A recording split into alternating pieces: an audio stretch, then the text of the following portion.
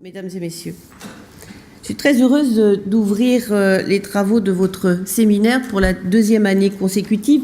Et c'est avec un grand plaisir que je vous accueille en nos murs pour traiter d'une question qui n'autorise ni l'approximation ni les approches abstraites.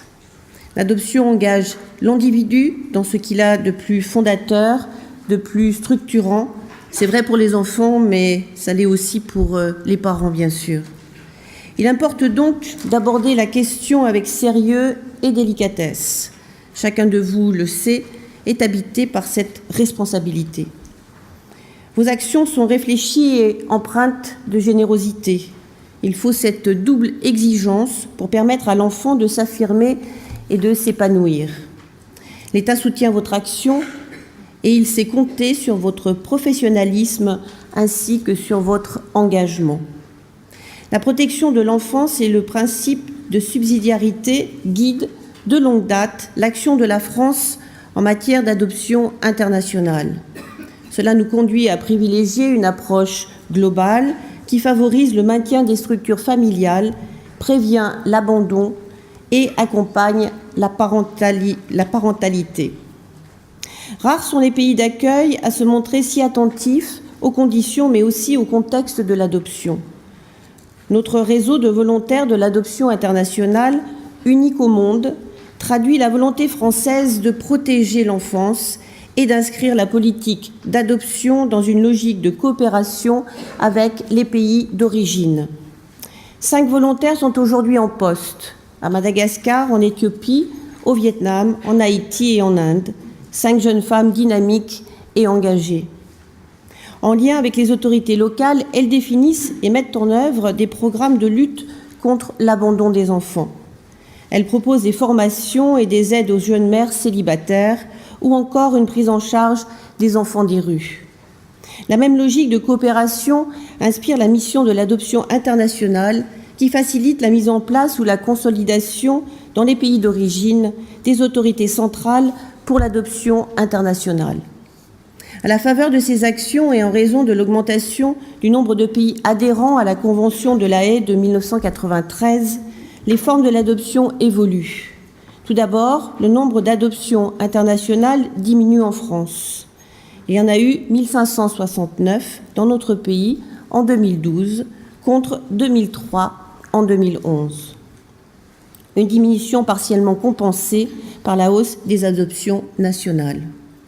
La seconde mutation concerne le profil des enfants adoptés. Leur âge tend à augmenter. Un enfant sur 3 arrivé l'an dernier en France avait plus de 5 ans. Un nombre croissant d'enfants sont accueillis avec un frère, une sœur, parfois plusieurs. Enfin, 21% des enfants adoptés l'an passé étaient atteints d'une pathologie. Ces évolutions créent des besoins spécifiques et nouveaux pour les familles. Il revient au ministère de la Famille et au ministère des Affaires étrangères d'y répondre pour que le projet familial se bâtisse sereinement. Cela justifie les efforts budgétaires consentis par l'État en faveur de l'adoption internationale. Ils sont significatifs et pérennes. Pour preuve, la dotation de 3 millions d'euros accordée en 2013 à l'Agence française de l'adoption. Ce budget consacre l'action de l'agence, véritable service public, grâce auquel l'égalité d'accès des candidats à l'adoption est garantie. C'est une spécificité française à laquelle les parents et les professionnels sont très attachés. Il est important de souligner ici combien l'Agence française de l'adoption et les organismes agréés pour l'adoption mènent une action complémentaire et exemplaire. Votre collaboration et votre adhésion à des valeurs fortes font honneur à notre pays. Elles sont aussi un gage de confiance pour nos partenaires étrangers. L'Afrique sera au cœur de vos discussions aujourd'hui. Je m'en félicite. Ce choix, quelques semaines après le sommet de l'Élysée, est l'expression de liens resserrés et renouvelés avec ce continent. À l'heure où ce continent s'ouvre davantage à l'adoption internationale, votre maîtrise des enjeux et vos expériences respectives permettront une relation équilibrée avec nos partenaires. Il faut que notre partenariat avec l'Afrique adopte les formes qui prévalent ailleurs dans le monde.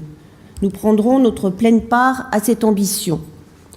Tout d'abord, en encourageant un plus grand nombre de pays à ratifier la Convention de La Haye sur la protection de l'enfance et la coopération internationale. En soutenant certaines autorités centrales africaines afin qu'elles sécurisent les procédures d'adoption. En renforçant les collaborations avec les pays d'accueil, de manière à généraliser les normes conjointes de contrôle. En encourageant, enfin, l'Agence française de l'adoption et les organismes agréés pour l'adoption à davantage s'implanter sur le continent. Mesdames et messieurs, l'adoption internationale se réinvente dans un monde en mouvement.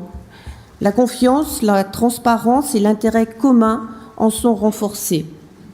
L'amour aussi offert aux enfants qui, en Afrique ou en France, auront trouvé un cœur, un foyer pour les accueillir et un avenir à bâtir. À ces enfants, à leurs parents auxquels vous apportez tant et qui doivent parfois attendre de longues années, je voudrais dédier ce proverbe africain : au bout de la patience, il y a le ciel. Je vous remercie.